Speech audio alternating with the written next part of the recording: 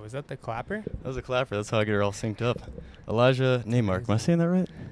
I think so. Relative. I mean, you can let me know if I'm I- butchering it. My ancestors pronounce it Neymark. Neymark. Oh, Yeah. I like it. It sounds a little more exotic to me. Yeah. Sweet. Well, thanks for being on, man. And like I was telling you right before, episode 30 for me, man. So this is a milestone podcast for me. Cool. It's my very first podcast for me, so it's another milestone in my book as well. Hey, 2 milestones. Give me a little bump on that one. Sweet, man. Pumped to have you, dude. And then, yeah, I mean, I guess if you want to start off with a little background, like, I mean, we both work for the Forest Service, but kind of outdoorsy and musical career and all that stuff, if you want to cover that. I don't really know where to start. I don't either. I was kind of hoping you had wherever you want. I mean, I guess there's a lot to start off with. Like, I guess kind of like your outdoorsy bug. I mean, and you're well-traveled, too, so I kind of want to cover all that. Have you been outdoorsy since a kid? I guess we'll start there. Outdoors, it's funny to think that being outdoors, I think my parents instilled it on me. Yeah. And I played a lot of soccer growing up and a lot of sports. Just love sports. But my parents always took me camping and hiking and tried to get me outside. But really, I think I hated it when I was growing up. And they always had to like have incentives to be like, all right, if you freaking hike to the top of this mountain with us, we're going to buy you an ice cream, like that kind of stuff. Or a squirt gun. And I was like, that was the only reason I did it. I could care less about the outdoors. And then in time, I don't know what happened, but you just find yourself out there, and it's just a nice place to be. Well, like reward systems just seem to work with kids. I remember like mowing the lawn for a CD when I was a kid. I was like, oh, first it was cassette tape. That's how old I am. And then when I got older, it was like, if you mow the lawn, we'll go buy a CD. It's like, oh, I'm in, So you want that CD? Yeah, now I don't mind mowing the lawn. It's not as fun as like just outdoor recreation, but I don't mind mowing the lawn, just kind of hanging out. Yeah. Man, setup's been a little bit. I'm kind of tweaking it. It's gonna be a fight this whole time, I think. It was nice because we can like adjust the mics. We can like kind of lean back. Yeah. Until the little light gets you. I'm gonna have to replace that sucker. Get something a little more low profile. Yeah. So then your parents were super outdoorsy growing up, got you outdoorsy, and then you went to college and you're outdoorsy yet, or when did you bloom into an outdoorsman? Whew, good question. We asked a tough question. Well, I asked tough questions on this podcast. I'd have to really go back and think about it when I really bloomed. But I will say there was a big moment, I think. I played collegiate soccer and even like semi-pro soccer. Oh, wow. Yeah, it was like indoor soccer. So it's like hockey. It was really, really cool. Fast-paced, fun. People like actually score goals, Yeah, high scoring. Yeah. It was cool. There's like 2 points a game or something in some of the pro games.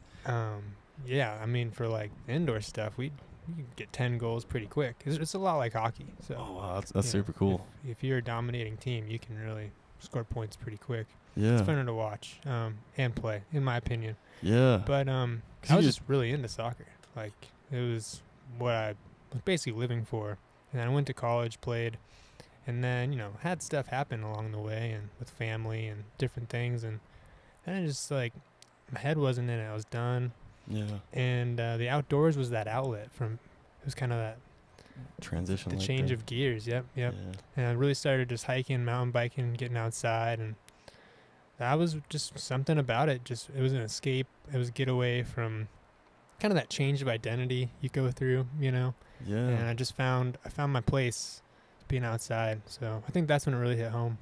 Yeah, I want to say that seems more like the natural progression. Because if I look back, if I think back on mine, like I just always kind of considered myself outdoorsy, but I don't know. I mean, I liked it, but it was more like I was part of a team doing it all the time, like the family aspect of camping as a kid, and then moving to Boy Scouts, and then in high school, me and the buddies would go camping, and then, but I wasn't really like as, like it's what I want to do now, like with all my free time, like get the family out and go check out a lookout or something, or go for a hike, or go to a mountain lake. Like it's more of a driving factor now, I think. And then mine kind of came for me. That was when I got into college, I guess, and got into the Forest Service, and started exploring more, I guess, more on my own and more with Forest Service in general, going on these cool hikes and places in my backyard that I'd never been to. And I was like, wow, man, I can't believe this has been here the whole time, and I had no idea, Yeah. Yeah, it's awesome. Yeah, so then, like you said, kind of a nice release and break from other things in life, Yeah. Like people talk about like a moving meditation kind of, like going on a hike, because unless you're just jamming some music out there, got some headphones on. But if you're just hiking and taking in everything, the smells, and like today, I went for kind of like a hike run to go time with these smoke jumper folks, the National Smoke Jumper Association, and take some photos with them and just kind of like kind of do some PR work for what they're doing out there in the West Fork. And I was like just taking in like all the stuff, being out there by myself. So like I wasn't like thinking, about, usually it's like I'm hiking to a fire or whatever it might be for the job, but now I'm not in fire anymore. So it's just like taking all the different smells and the different things of the forest, and like the wind kind of kicked up as I was leaving, and there's a bunch of tall standing dead snags, I think from the 2000 fires back there, and it was making this cool, like, as the wind would build up, it'd make this cool like scream, and I was trying to get it on camera, but I couldn't quite time it right. But I mean, just like little things like that if I was just a little punk kid like in my teenage years, I'd just be like, yeah, whatever, it's just wind, but now I'm like, whoa, that's cool, and I'm taking it in more, I guess. Yeah, it's an opportunity to just like connect with nature. Yeah, As we all know, it's something about it, the mysteries of nature. yeah, yeah, absolutely. I mean, yeah, it's powerful stuff. I mean, even write songs about it, which we'll get to. That's true. Yeah, I do like to write songs about being in nature. Yeah. Oh man, you Yeah. got talent, my friend.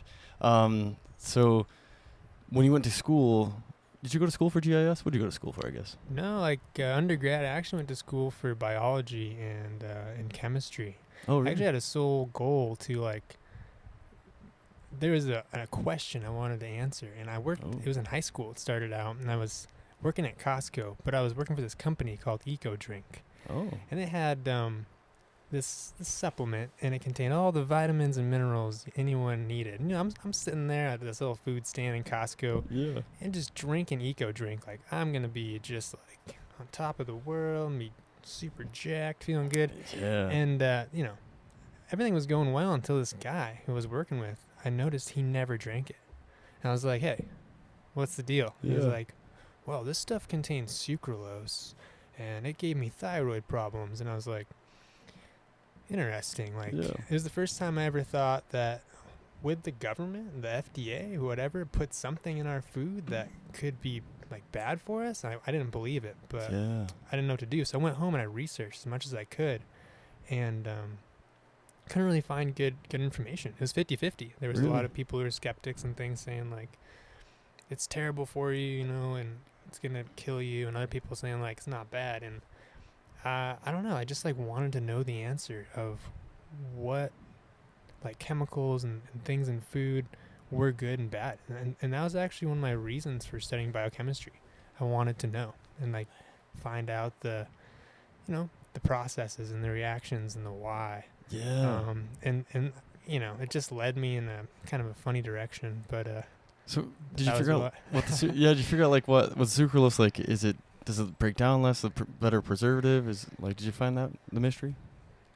I did a little bit of research into it. When you're studying, you're in a textbook and you have all these examples, but you do try to apply it where you can. And Yeah.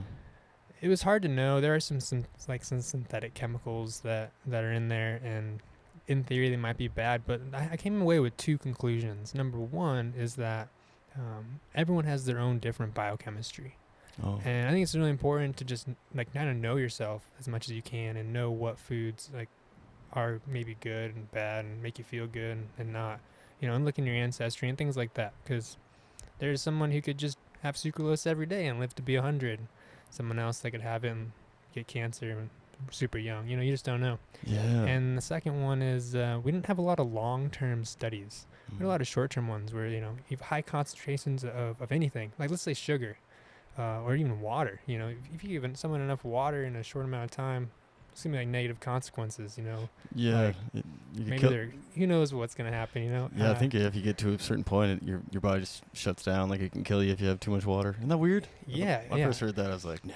And so there's studies out there that are kind of along the lines of, they have high concentrations of some chemical or substance in a short period of time, and they do, like, guide to conclusions. But what we're dealing with is our small concentrations over a long period of time, and you just need time to have those studies. And slowly now, I think more things are coming out Yeah. with kind of a long-term study. Yeah, it seems But like last few that years at was least. where I left off, really. So I didn't really have any good conclusions. I was just like, No. well, should be a little skeptical, but it's possible, maybe not. I just try to eat healthy, really, just I was gonna say it seemed like it brought you on a good path because it seems like everyone I know that's pretty health conscious, and mine started with my Crohn, so I kind of got forced into it. But having that same idea that I've been talking with you, and then even some of my professors, because I'm health and human performance, and basically everyone's advice was never like a certain diet, because like people always preach like Whole30, paleo, carnivore, and they're probably good ideas, but I'm with you though. I think it's more like what were your ancestors eating, and like were they healthy? And a lot of times, like you said, you could be like seems like more of the Italian background. You could have like a lot of carbs and stuff, and it doesn't seem to affect you as bad. And for other folks who, like maybe like Native Americans who didn't really have the carbs, it affects them more of a negative way. It seems like, and I don't know if that's a good analogy, but or what are we looking at? If it's a good correlation there, but something like that. Or like sugars, I guess, in the Native Americans. Like I'm part Native American, so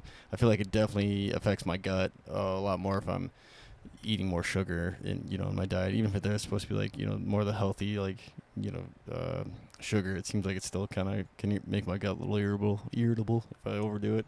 yeah. But that could be back to your principle about like even too much water will get you. So maybe I'm doing it.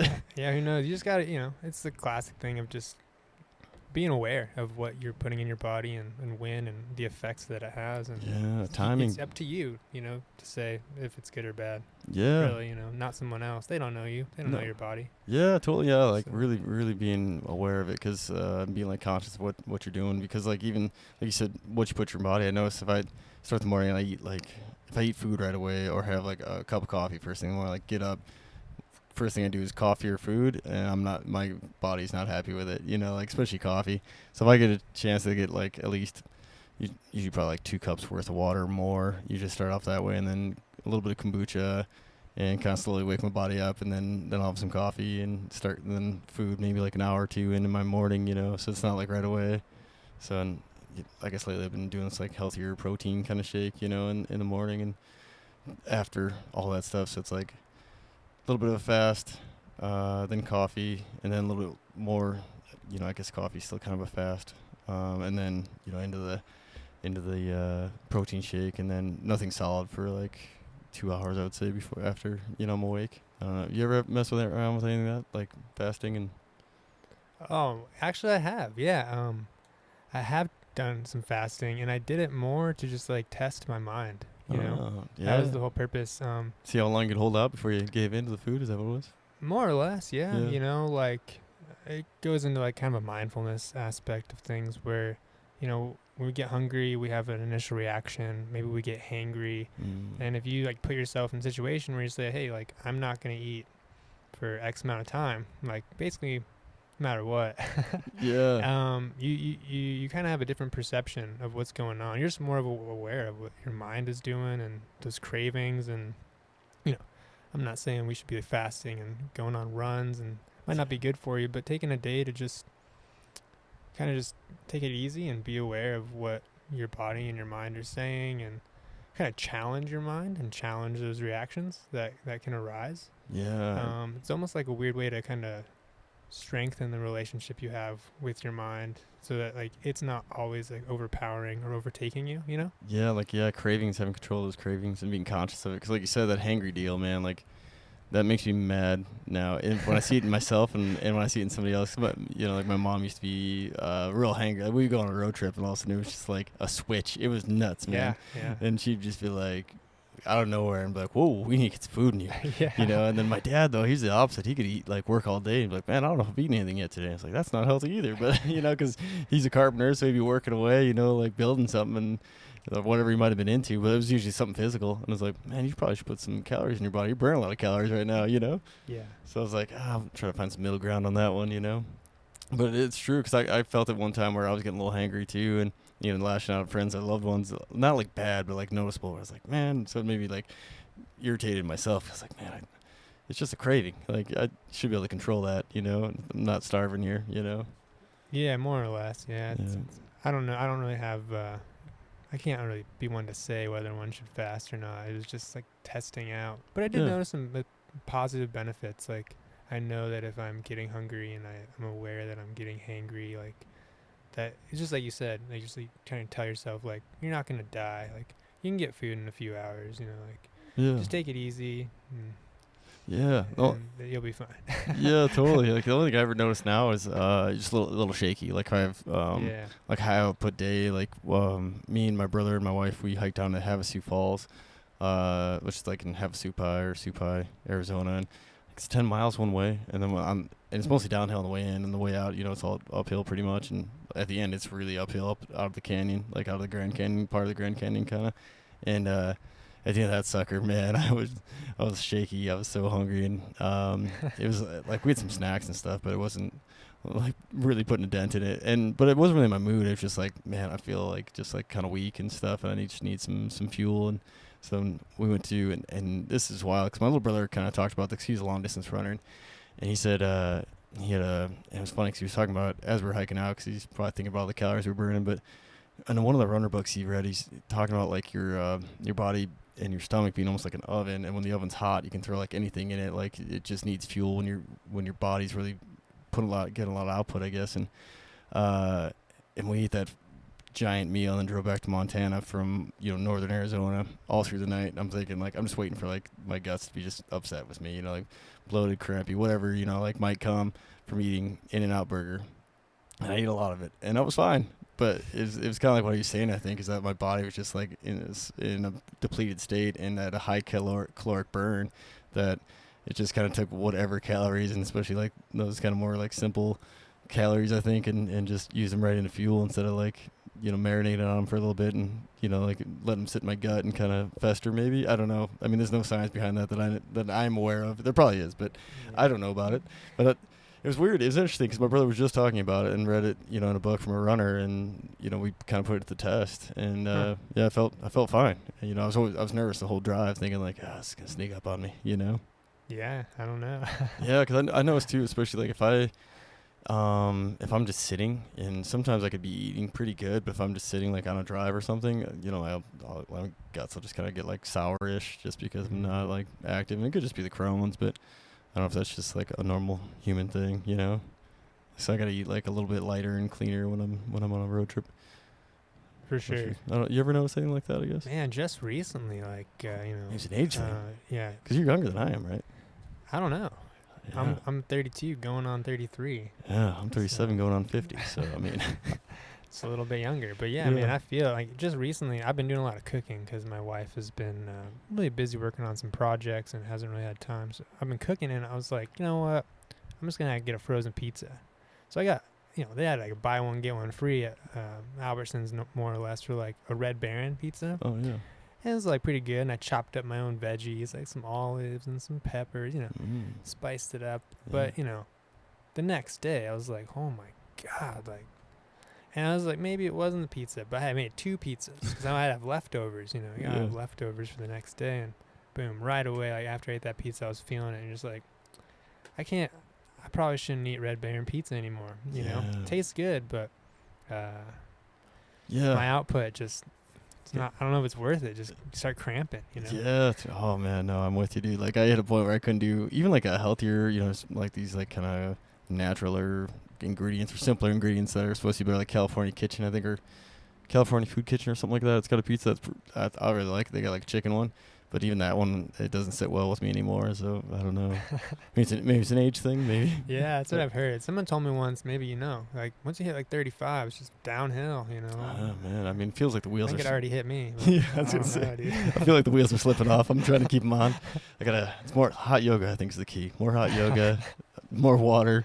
I'm trying to think what else. More sleep, but that's kind of impossible because usually in your 30s is when you have your kids, and so like a lot of that stuff, it's just hard to do. Like finding time for yoga and also finding time for sleep. Because most of the time for me, my windows of time are like super late at night when my kiddo is sleeping, or super early in the morning, and then the kid's not guaranteed to sleep through the night, so I'm probably getting on a good night 6 hours of sleep, and I don't want to cut off an hour of that to do some yoga, Yeah, it's tough sometimes. Yeah, because usually after the kiddo goes to sleep, then it's like clean up from the day, get all the kiddo stuff put away, clean up the kitchen, do all the kind of house things, and get myself cleaned up and ready for the next day, and by that time I'm just cashed. And so I don't know, I just gotta get a little better balance. Life's all about balance, is what I'm told. So just trying to find it. I think that's all it is. You add like another person in the equation, it's just another thing to kind of factor into how you can get it all balanced out. And when you see like parents who kind of make it look like a breeze, and it's just because they're just probably good planners, is what I'm guessing. Yeah, I don't know. I don't know either. I can't say. I'm a dog parent. Yeah. So we do take her out. See, you got to adjust your time for that, though, right? Just took her to the vet. Oh, yeah. It's true. Yeah, totally. And man, I had with a couple lazy dogs. Like I have a buddy who has some real energetic dogs, and he was telling me like 6 a.m. hits, and they're at the bedside, leashes in their mouth, like bugging the crap out of him. And so he's like going for a run, usually around 6:30 every morning. Yeah. And I was like, man, I need that. And my dog was kind of like that. And like we get up and go out, and then he's got a big lazy bone. And like he's excited once he gets up, but he will sleep like till noon if we let him. He doesn't care. I'm like, oh man, the other one, he'll get up, but he's not looking to do anything. He just gets up to see what I'm doing and just stares at me. But like if I wouldn't get out of bed, they would just hang out in the room all day and just be like, I guess that's what we're doing. Just chilling. Yeah, just chilling. So it's kind of good that way, but it would be kind of nice to have a dog that's just like, all right, man, let's get the miles in this morning. Yeah, that is my dog. I got border collie. And oh yeah. It's like if we don't get her out, she's just like, she's just antsy. Yeah, that's what's good about border collies and some of those cow dog breeds, because that's what he had, something like that, and yeah. And if you didn't get him out, I think the thing was like a Tasmanian devil in the house. To your new pair of shoes. That's exactly what I was gonna say. Yeah, thing would attack everything in their house, so they had to get the energy out in the morning, and go for like a 5-mile run. Yeah.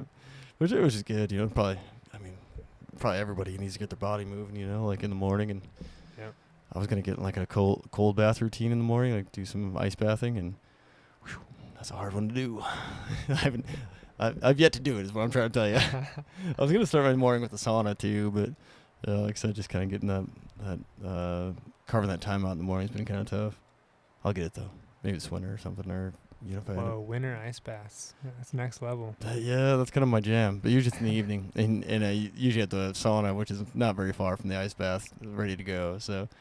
Like the hardest part is getting in, but then once you're in, you kind of equalize the outdoors, and it's really nice because it's at night, so there's not a whole lot moving. You'll hear like a few like random like nighthawks or something, and an owl, and so it's just kind of nice. I'm hoping to catch northern lights when it's nice. Speaking of, tomorrow, right? That's what I was gonna say. Yeah, man. Oh, dude, being way up the West Fork, because I went past where we went up past Magruder to the Magruder massacre site. Yeah, and just from that point, like one of the folks from the National Smoke Jumper Association was like, yeah, too bad we're not going to be here tomorrow. I'm like, oh, yeah, why not? And they're like, oh, the northern lights are going to be going off. I'm like, oh, yeah. There is no light pollution back there. I think the only thing you're probably going to see is the light from Spot Mountain Lookout, which the Mokes are the ones in that one, and I imagine they'll probably have everything shut down watching the lights from up there, Yeah.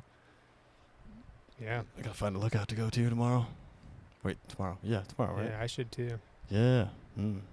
Yeah, I'll see. I'll see if we can do. It's like 10 p.m. to like 2 a.m. Like late session. That's late session. The news was saying. Man, it's gonna be hard to get the kiddo rousted Yeah. in the lookout. I don't think that's gonna work for the family. Cause I was thinking like maybe go down to Sula. That won't be too far for you guys. Like go down to Sula Peak. Yeah, maybe. And there's an app. I found an app for Northern Lights. Oh, I forget what it's called. But they'll show you a little map. Like where the strength and stuff is? Where the stream is, basically, yeah. Like and where it's kind of coming down and your chance of seeing it, more or less. Man, I was going to fight in the internet route with this sucker, but I think I'm about to get like... It helps. Sometimes it helps. That's what I was thinking. I'm about to get like the Starlink, and I'd be like, oh, let's pull that up. Yeah. I have like the screen here. Yeah, I'd be like, what was that website you were telling me about? Yeah. Yeah, I think that'll work out good, man. So then you, let me track back where we left off. Soccer. Yeah, we went to the tangent of just health. like the. Well, yeah, we went on a nice tangent there for sure. Yeah. But wait, one last thing. One last thing. Go ahead. One last thing with the Northern Lights. Have you seen them before? No, I haven't. I've always lived, on the line of below Montana. It's true, right? Like anything really south of Montana, never super right? north. Yeah. So I've always caught the news, and they're like, hey, like I was in Colorado a lot, even Oregon, and they're like, hey, you might be able to see it. Never did.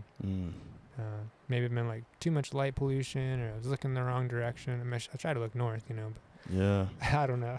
Well, sometimes we'll get it like really faint, and if like you don't stare at it for a while, you might not even notice. It'll kind of look like a cloud, and then all of a sudden you see it kind of like shimmer, and you're like, oh, and then it'll start dancing a little bit more, and your eye kind of catches it. Because I've had that before. Where I remember when we first actually got the dog, my wife was letting him out. We were living in Lolo, and maybe there wasn't quite as much light pollution back in like 2012 or whenever that was, but I mean, still like right next to Missoula, and it was probably the funkiest. I don't know, like aurora borealis that I'd ever seen, because she let our dog out of his puppy at the time, and it's like 3 in the morning, I want to say, maybe 4 in the morning, and I'm out of it, man. I'm not even, not even aware of anything. And she's like, I think the northern lights are going on. I'm like, there is no way. You're seeing the northern lights from here because all the light pollution is what I'm thinking. And I may have said that out loud. She's like, well, just come look and see what you think. And I was like, all right. I come outside, and I'm like staring at this thing, and it was wild, man. It was like this little cloud that was definitely the aurora borealis, the way it was moving, and it was kind of like shimmering its way down the valley like a fish, like moving south down the Bitterroot. And I was like, holy cow, yeah, there it is. And you could see a few like in the distance were kind of like shimmering and stuff, but like the main cloud of it, because it is kind of like radiation, isn't it? Because it hits the pole and causes like a radiation wave, I think is kind of how it works. I don't know. I'm just going to say that's how it works, because I don't know, and I'm not going to fact check it, so. It just seems like a cool phenomenon. So. Yeah, I'm gonna act like the days when there wasn't internet and you could just say things and people believed you. I think it's what it is. I think it's like so I think like to track it back, I think it goes like there's some kind of like solar flare from the sun hits the poles, so that's why you can get like the southern lights too. So like Antarctica and stuff, you can see them. And then but it hits the North Pole for us, and then radiates down around the Earth, and that's why Alaska gets it so bright. Works its way down to us.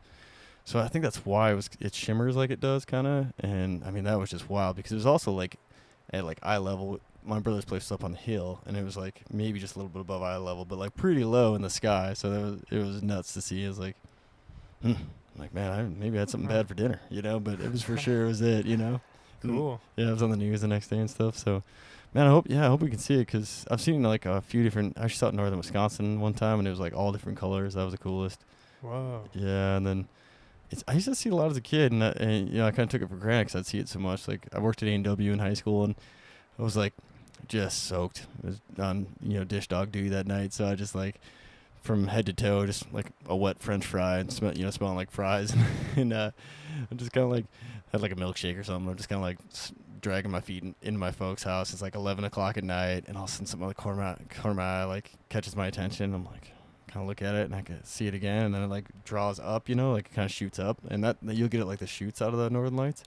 And so it like shot up like at like the horizon level up above me, so I kind of like tilt my head, and it's just this blood red like color, and it was like all over the sky above me. But like looking straight out though, like in the horizon, like you didn't really see it unless you were looking a little more north, like. And so I just happened to like catch that little glimmer, and I looked straight up above me, and I just like had like a crick in my neck from like staring at it for probably like almost an hour just on my parents' porch. Like, holy long. cow. Yeah, like I just kind of got like lost in it, like I'd never seen it red like that. It was crazy, and never seen it like that since. Yeah, so hopefully we'll be in for some. I've seen it from my place there in Stevensville, but it was a little more faint. Like there's a few shoots that kind of came out, and then nothing too crazy. But the last few times when we're supposed to be going like really active, it was just real cloudy. So, But anyways, back to soccer though. So you were indoor soccer, right? I played both, but I played collegiately outdoor, and then joined a semi-pro team indoor. Oh, cool. Like kind of in the wintertime, like off season. Oh, so you're doing both, kind of. Yeah. Oh, cool. Yeah. Were you getting paid for the indoor soccer? Or?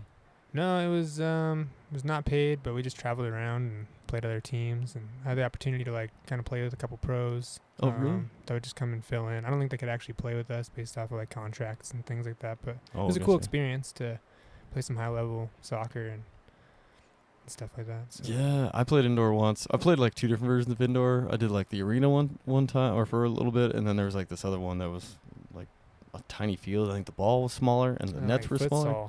Maybe. Yeah, it was weird. Yeah. And I think that was in Wisconsin or something. But the arena one I played, and I remember I was wore out. Yeah. And like, don't you do almost like line changes too? Like it's active like that? Yeah, semi-pro is super different in the sense that like I used to like kind of play intramural at first. and you just like stay on the pitch for however long you want. But when you're playing in the semi-pro, you have line changes, and Oh, really? like we had a coach, and you know, you'd go 2 minutes as hard as you could. If you weren't sprinting or you were walking, you were out. Oh, Like, you were expected to just go for 2 minutes, and then boom, they just sub everyone out. Quick line change, and you'd rest for 2 minutes, and then you get back in for 2 minutes. It was wild. Dude, what a workout, huh? Yeah. Oh, man. It was cool though. Yeah, that's awesome. I was just like thinking if I was trying to do that right now. Oh man, I'd probably leave both hamstrings on the field. I know. I was just playing ultimate frisbee like intramurally, and I just like pulled my quad. And what the heck? Like, I gotta get back into it, you know. Yeah, I know. I get out of shape, and my problem is like usually it's hockey I'll jump into, and if I don't play fall, if I just like jump right into winter, I will just go like nuts, and I never seem to get in shape for it, and I just like beat myself up weekly. Yep. And because I mean, in life anymore, when you get older, you're not really sprinting. Like as a kid, Yep, you seem like yep. you're sprinting around all the time, but I don't. That's muscle I don't use anymore. And then till hockey season comes, and it just wrecks me. And I feel like my muscles, because they're not in tune for it, so it starts pulling like different things out of place, like in my back and stuff, you know. And I'll get like weird pains in like my knees and stuff too. That like. I think it's just from all the tightness. I just really got to commit to more yoga is really what it comes down to. I got to turn the mic up just a tad. Oh, there we go. That's a little better. I couldn't quite hear it, Loya. You know, does that sound better in your ears? Yeah, coming through good. Too much? No, just right. It's great. Just making sure. You got more of an ear for this, which we talked about. Jeez, this is like my brain keeps teasing like musical stuff. Like I'm trying to jump into it, but I want to get more of your background before we go that route. I guess we could talk about it right now. What were you doing music then, or when the music bug hit you? I guess. Yeah, oh man, the music bug. The music bug's wild. It is a story. So I grew up playing music. Oh really? My dad pretty much instilled 30 minutes of piano with me every morning. Like I would wake up at like 5:30 a.m. to practice piano. It wasn't my choice. Yeah. I had to, you know. Yeah, totally. And I don't think I really minded it too much. I didn't really know any different. I got pretty darn good at playing piano. I was playing like recitals and all these things, but in time, I definitely started getting kind of sick of it. So I got to do a quick fix there. Yeah, I'm just gonna adjust yours just a touch. Yeah. I mean, it sounds good. I just want to make sure you're coming through. Get those golden pipes on there real good, you know. It's mainly just a little. Yeah, that's good, man. Yeah, I try to get like right underneath red line, so it seems like it gets all of your vocals in there. Yeah, that's the sweet spot. Yeah, that's what I was thinking. But yeah, so I grew up playing, and then my dad said at sixth grade I could quit, and first day of sixth grade I quit. I was done. I bet. I was like burned out. It was rough, you know. And my dad always wanted me to keep playing, so hey, you want to do any kind of music, drums, whatever? And I was like done. I did a little bit of drums, just for whatever, and just to make him happy. But then middle school, high school came along, and I remember I was really into video games at the time, kind of transitioned, and my little brother and we were playing Guitar Hero. Oh. My little brother was pretty good at it, and I was watching him, and he played like some really difficult song, and he mastered it, like perfect score. And he kind of looked at the like TV, and then he looked at me, looked at the TV, and he's like, you know what? I'm gonna play real guitar. And he just put down the Guitar Hero guitar and gave it to me and left. Really? I was like, holy moly, what? Like, what? And, just ready for the real thing at that point, yeah, huh? he just, next level. And a couple months goes by, and he's starting to play. Like, he got pretty good pretty quick. And he had a similar background growing up, like playing piano. Oh, yeah.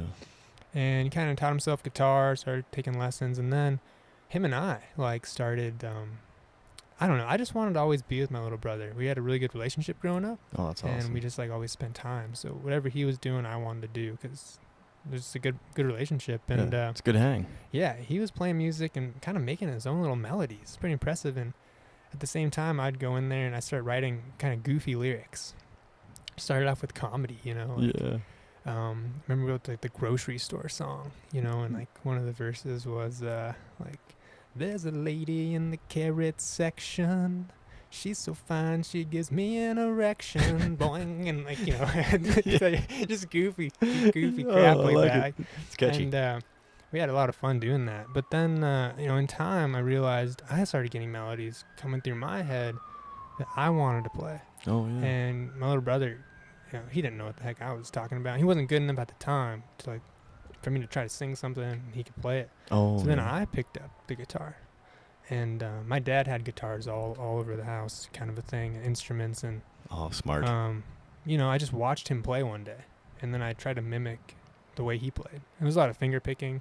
Yeah. I just learned the main chords, and having the rhythm in the background with music, and having the piano as kind of this bass map that I could kind of relate to on how the music theory and everything worked, kind of allowed me, I think, to kind of be a natural to pick it back up again. Oh, gotcha. And I think that, going through playing classically, and it was so rigorous and kind of confined, having the ability to just like play whatever you want and be as light as you want was really fun. So I did a lot of comedy songs and just like really relaxed, just super chill, whatever. I'm just going to play music.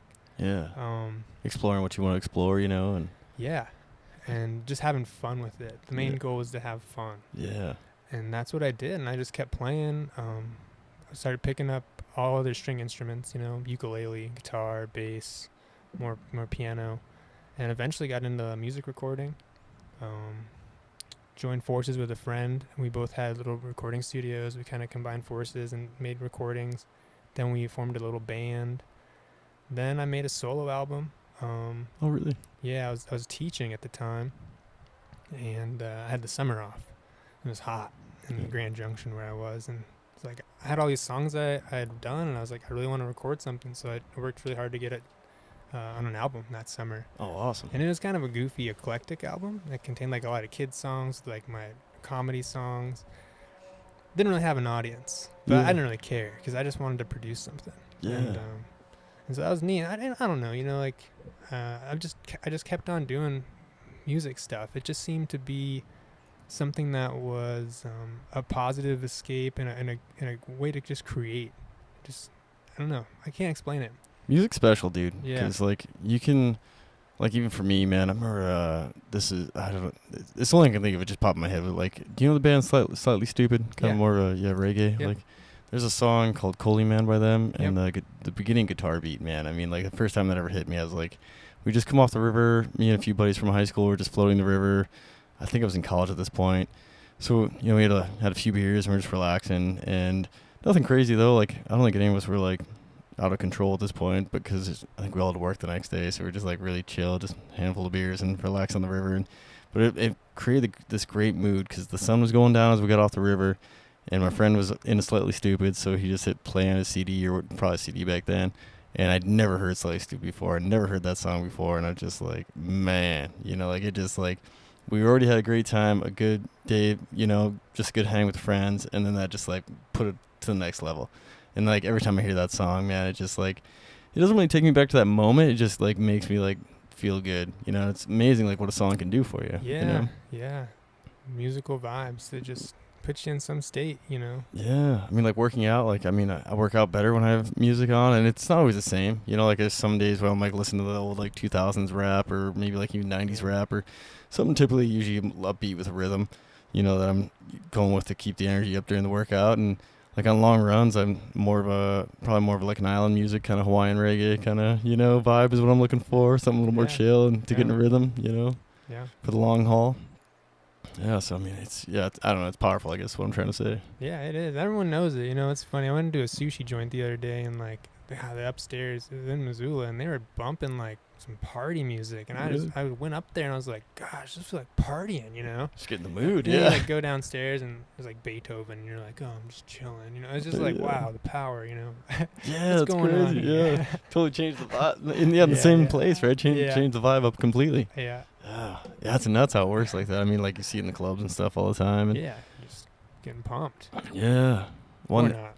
Yeah, or not. Yeah. My brother-in-law and I were talking about this because he played college basketball and played it's kind of semi-pro. I'm trying to remember what UAA I think is what it is, but it's this league that's kind of a feeder league for more advanced.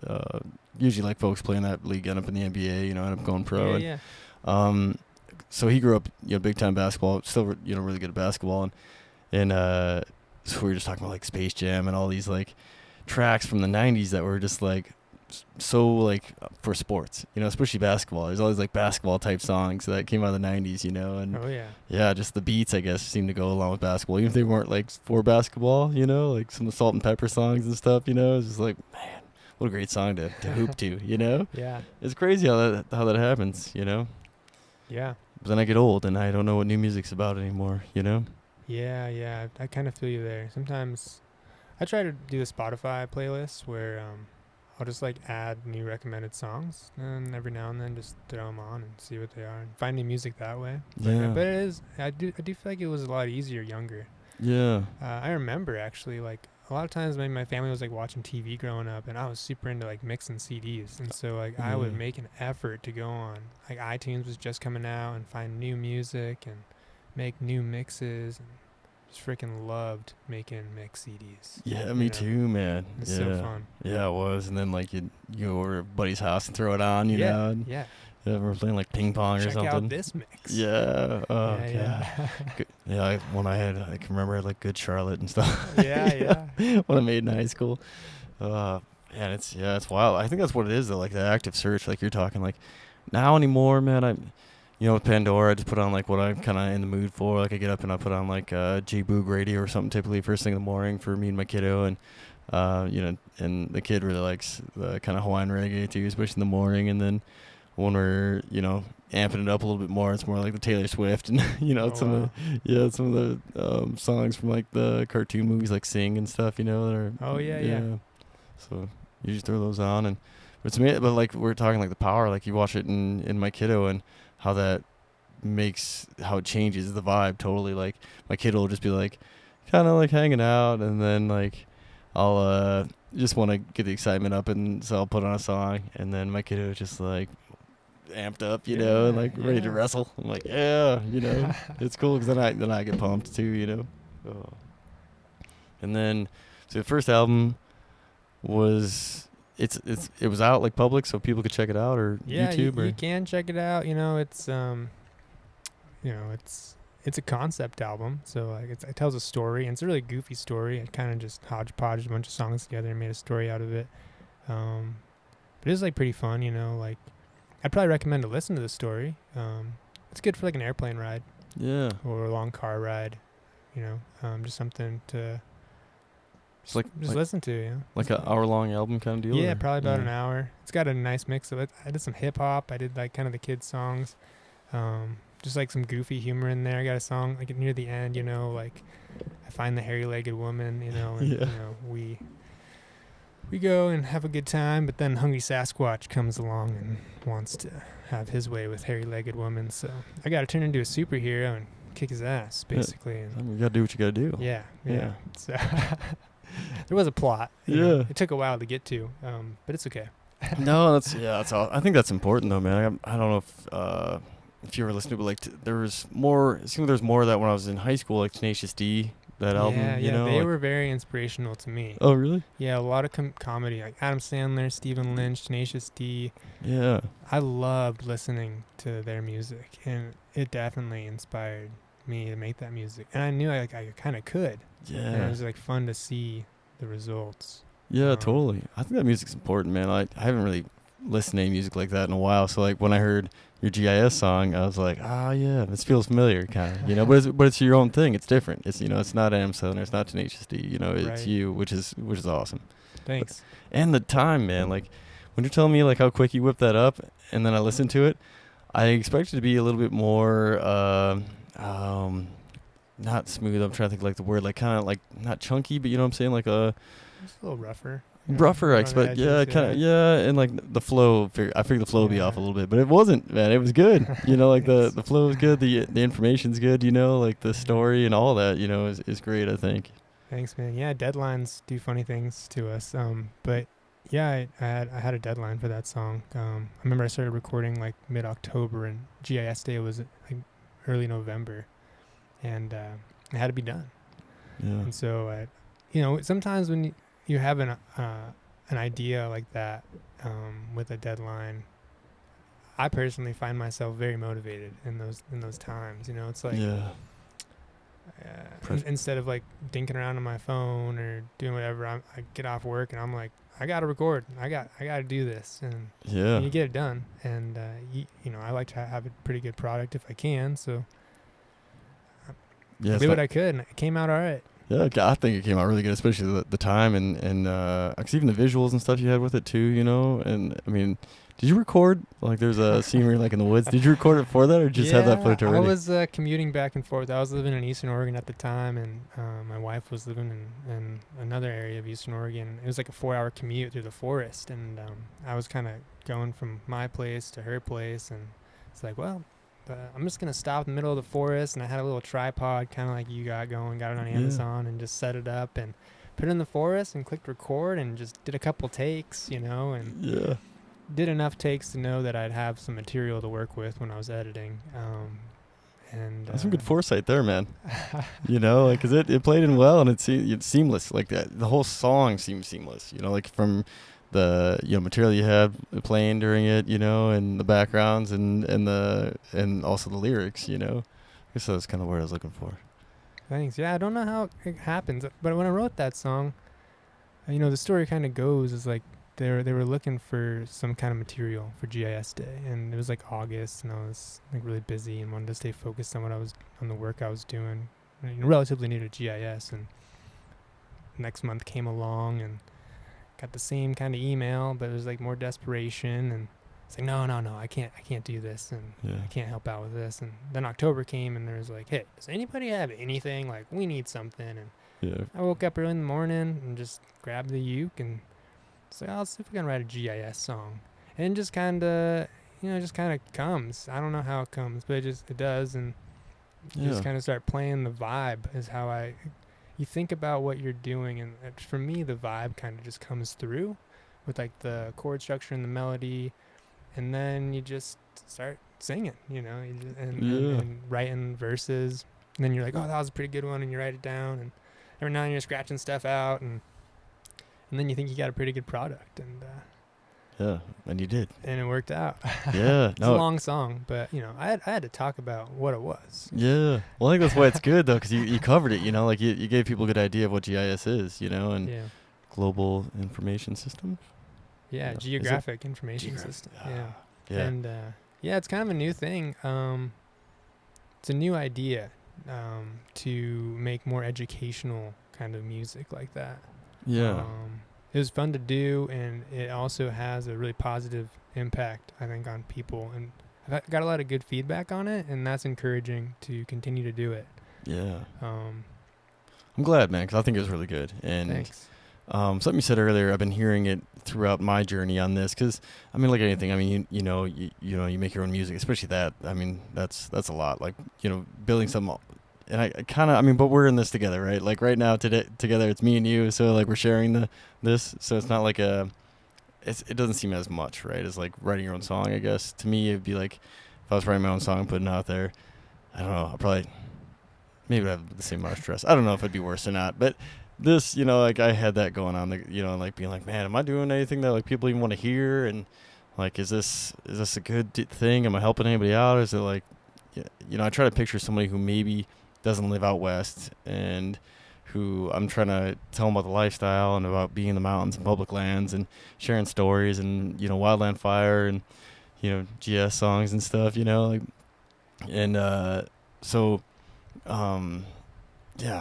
it's hard to put them out there, but I guess that what I was trying to get at, I lost track there for a second, but is the theme I've been hearing a lot is fun, like through a lot of successful people that like, I wouldn't do anything if it wasn't fun. So I was just going to do this no matter what. And it just ended up making, income for me to live on. But, I just I'm not going to do something that isn't fun for me to do. And I was like, that's a good point. I'm like, I'd rather do this than really anything, because I get to hang out with cool people like you and hear stories that like, man, I'm so thankful that you ended up here in Hamilton, since like we got to go on the tour, and I was like, hey, what are you guys up to? And then you're like, well, I made some songs, and then I saw this bird looks like a phoenix, and then we were like down in South America, and then we're, was it South Africa was where the phoenix bird was? And I always want to call it like a starry bird, and I always forget the name of it.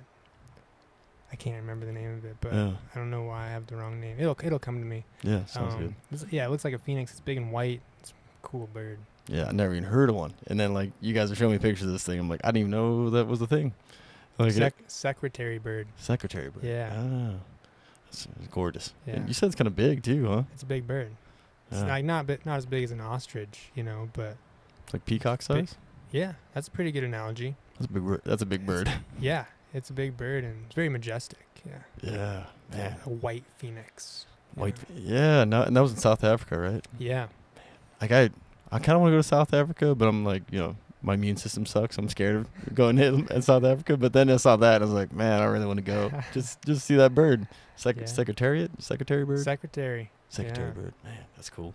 Yeah. I didn't mean to jump subjects like that, but it kind of hit my brain as I was talking. I was like, man. That's all right. We can talk about that if you want. Yeah. Anything else about music? I guess I don't want to. We can always loop back. I guess. We can go to music really quick. Yeah, that was kind of the background on music, and today I find myself. I still really enjoy playing music. I try to play it kind of whenever I can. It is difficult in the 40-hour work week, but we can always make time. And I want to record, but then I'm torn between going outdoors. It's summertime, right? Like I get mountain biking, hiking, like floating the river, just playing, doing activities with people. It's beautiful out, and recording music is inside. Yeah. And my job is on a computer all the time, and the recording parts of music is on the computer. And so, I have to sacrifice and just say, what can I do right now maybe that will help the recording? And I was going to be working on a Leave No Trace song. And I was going to do some of the videography this summer. Oh, yeah. If that's something I can do that makes sense. And then in the winter time, I can kind of finish the final product. I have a rough draft made. I should probably copyright it. Then I can kind of play it and do as I wish. But kind of if I can do it, really dedicate some time in the winter. That way I can enjoy my summer and the weather and all that goes along with that. Yeah, totally. I'm with you. Like even for this, I took a little break over the holiday just to step away and enjoy like family time and the summer part of it, but try to get back on rhythm with this. But I'd like to do something kind of similar, but just like stack up episodes so I can take like a couple weeks off, go travel and have this thing like on automatic, so I can set it to where they'll just upload automatically as I'm gone, instead of like having to take a break and leave people like who might be following me that are or at least my followers, I guess, leave them hanging from it. So sorry guys for not having out for a couple weeks, but summertime I gotta play. Man, got wrapped up in it. Oh man, I went to Glacier and all those cool things, but yeah, like fun I guess is the thread I was kind of pulling on there, man. And like I mean you were playing piano, and then it wasn't fun for you anymore, and it was nice that you had the option to be like, I don't want to do this anymore. But then like you said, that bass is always there, right? And then you develop the ear. Like we were talking, we were driving around that one day, just getting that ear for it. And it's funny because I think you talked about that, and then Doug heard that like Western warbler. What was it? I think so. Yeah. Yeah, and I was like, I don't know what that is. And then he points it out. I'm like, oh, I've seen that before. I had no idea what the name was, and I had no idea that's the noise it made. And then something else, and he's like, oh, that's that. I'm like, man. So then I started paying more attention to the birds around me, and I remember like, I don't know, like a week later, I heard a meadowlark, and I was like, I think that's a meadowlark. And then sure enough, I go out, like walk around my house, and there it is in the pine tree. Like, oh, sweet. I'm starting to get the ear. But then to talk about what you talked about, I think the next time we went on the tour, like up to Magruder, you were talking about getting an ear for it. I was like, man, I think I'm tone deaf. And you're like, well, I just got to get an ear for it. And I was like, I'm kind of getting an ear for this bird thing. So maybe there is something, maybe I just need to spend some more time with music to get the ear. Yeah, just get the ear. Just take your time. Yeah, I don't know if it'll fix my voice, though. I think I'm just monotone. Like, man, that karaoke was brutal. Even that, I think, well, we all have a range. I've been exploring my vocal range. And I think people can extend their range with proper technique and practice. And some people are just born with a bigger range, too. But I think, you can kind of work on those fluctuations. And in time, find, like other notes. Yeah. And consistently hit them, and things like that. I guess at least for singing. Yeah, I need to. I'm interested, but I'm not like interested.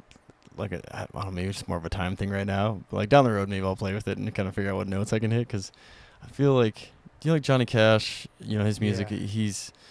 His range seems smaller. Is that correct, or is that just me?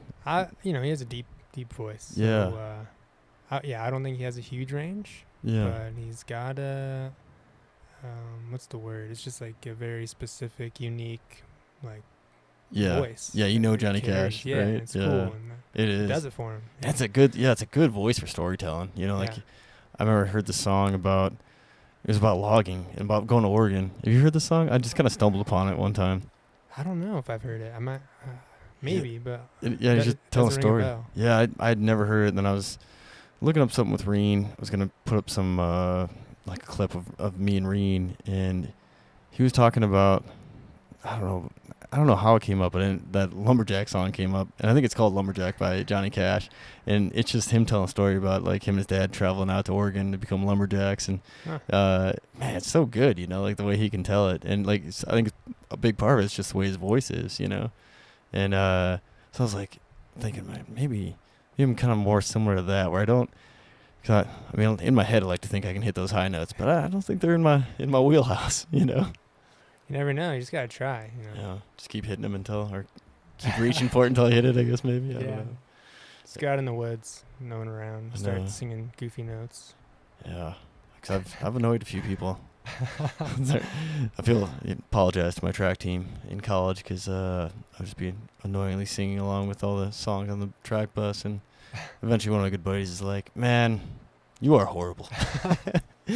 But it come from my good buddy. I was like, "I trust you," and I think you're probably right. Yeah. So I stopped singing so, you know, people could sleep and not have to hear my horrible voice. I think I'm a lost cause, man. I don't know if they're saving this. Saving what? Your voice? Yeah, my singing voice. I'm just made for monotone talking. Mm-hmm. Maybe. I don't Yeah. know. Only you know. What I'm built for. Yeah. I believe in you, though. I appreciate. Maybe we'll have to go in the Yeah. woods together and Yeah. We'll practice. yeah. There you go. The next one, maybe I'll have Like- a little more range for the next podcast. Yeah. I think I mean definitely copyright that song, but I think like once you put it out there in the world like this, I think it's like intellectual property for the Leave No Trace song. So at least you're throwing it out there now. Yeah, it's weird. Leave No Trace, maybe I'm not so worried about. And yeah, maybe I don't know. Copywriting's a weird thing. I actually had a weird It is. musical story Ooh. where this was actually another big piece of kind of the puzzle for me. But I started hanging out with a really good buddy of mine and in high school when I was doing the music stuff. And I'd go over to his house, and his dad was pretty good friends with some of the members of Fleetwood Mac. Oh, no way. Yeah, and one day, you know, I go over to their house and I'm hanging out with like the backup guitarist of Fleetwood Mac, and No big deal. yeah, basically awesome. not. You know, I Yeah. was just like, whoa, this is wild. And Yeah. we're talking about music recording and the software that they're using. And my buddy, he had access to a really nice studio, and he showed me the ropes on how to set up the software in the studio and get everything going. And having like, you know, it's like, wow, the backup guitarist of Fleetwood Mac uses the same setup and software more or less. Oh, wow. And I was like, sweet, we can make good music. And that was kind of cool. That's really cool. It's kind of That like as confidence well. booster too. Like you're like, oh, so you guys aren't doing anything magical in the background. Like you guys are kind of using the same stuff. So it's just putting some time in on it, right? Yeah, and that just, you know, I had someone who was a very talented musician, two very talented musicians, my buddy as well, trying to show me the ropes on getting started. So that was big into That's big, the dude. music world for me. Yeah, I mean Fleetwood Mac is huge. So Yeah, that's a I big never deal. was able to meet any other band members or do anything like that, but it's okay. Like, I love Fleetwood Mac, and I feel like it was quite a pleasure to meet. Yeah. You know. Well, down the road, man, you know when you're playing some big stages, you know. Yeah, and I guess where that conversation goes is, my friend always told me about the importance of copywriting. Oh. You know, and it's like, someone out there, if you're in the right place and you hum your tune, they might hum it too. And if they're a successful musician, they'll make it theirs. And it's a weird game, you know. I don't like to try to like own my stuff, but you're kind of just like gotta be hesitant of like, gosh, if that song did take off, like, you gotta kind of keep it on the down low for a little bit. But the moment that you send in a copyright version to a copyright office, those worries kind of just go away. Yeah, I bet. Like, I've written a couple songs recently that I really like. I have some really nice melodies, and I would love to go to an open mic and play them. Like, they're fun songs, but a part of me is like, I just gotta wait. Once I copyright it, then I don't care. Yeah, that makes a lot of sense. And I don't even think it matters. I mean, I don't think I have enough money to try and fight, Taylor Swift off in court, Yeah. if she takes it, I'm not saying she will or how No. it gets that far up, but She sounds like she's really nice, so maybe she'd hook you up. I hope so. Yeah. Just give me a free ticket. Yeah, front row, that's all I need. But it is a weird kind of game with copywriting and patenting and all that, and yeah. Yeah, it's kind of weird. I wish I didn't have to think about that, but somewhere it was instilled in me with the musicians I've collaborated with, and that there's an importance behind it. Yeah, because I can imagine, man, like anything from like one of Taylor Swift's like giant hits or Slightly Stupid or any of that stuff that's like super catchy, right? Like that, like that Coley Man song, or like any one of Taylor Swift's songs, like they are super catchy. And I could imagine like something like that, or any pop artist that's like a really catchy song, like it's stuck in your head. Like if you were just humming that next to, like you said, next to somebody on the bus who's like already musically inclined, they'd be like, oh man, and they might not even like register they're taking it from you. It's just all of a sudden like you put the bug in their head, and they're like, wow, I don't know, I can't get this tune out of my head, Yeah. Man, I never even thought about that. It's like this weird contagious thing, because music is very contagious like that, It's super weird. I personally, I disagree with it in a lot of ways. Like, I think everyone gets their inspiration from something, and like everything is like similar, and maybe there is like an infinite realm of creativity, but everything is similar to something in some sense, and it's weird how creativity works, though, isn't it? We're all stealing each other's ideas, in some way, and then kind of like putting a twist on them. And who's to say where that line is of that's mine and that was my idea, or that was yours. It's kind of like, I know, dude. And some people write magical songs, and then some other artist will, sing it in a different way that's that much more catchy. And you give props to the songwriter. Bob Dylan is probably a really great example, right? Like, great songwriter. Yeah. But a lot of people have covered his music and made his songs more famous than he might have made them. Yeah. Some of his songs. Yeah, there's a few of those, right? Like songs that I didn't know were like renditions. I guess. Is that the right word? Renditions? Remakes? Yeah, I think rendition is probably closer. Just a cover. Cover. Yeah, like and the one that like was oddly sticks out in my head is Faith by Limp Bizkit. Remember that was like their first big hit? Did you ever hear that one? Oh man, you're probably pretty young when it came out. I was pretty young. I knew some Limp Bizkit. Yeah, it was like I don't remember Faith. I think it was their first hit. It was the first hit I was aware of. And then I just happened to work at A&W one night, like, and flipping burgers, and there was like one of those like Jack FMs. I'd play like everything from like new to old, and all of a sudden Faith came on, old school, like same song as Limp Bizkit, maybe a few different lyrics, and I was like, holy cow. I mean, they weren't like the same song really, but I was like, I heard Limp Bizkit one first, so I preferred that one a little bit. But it was funny to hear this little like almost like little show tuney, like gotta have faith, and the guy's like just singing it, more like what's that kind of like, not ballroom, but like elevator, kind of like trying to think of the genre of like those 1940s and 50s kind of not ballroom. I can't think of the genre I'm looking for, but like that kind of old school, not quite like big bandy, but yeah. And it was kind of weird to hear that. I was like, I don't know how Fred Durst or whoever pitched him this, like, knew the song existed, and they cranked it up a little bit, and I mean, it was a huge hit in the late 90s, I think is when that was. Man, God dates me a little bit, but yeah, it's weird, and so you give credit to a lot of songwriters. Yeah. And, I think that's where I'm at. Like, there's a lot of really talented musicians that trump me in so many ways, but I've found that like I can do some songwriting.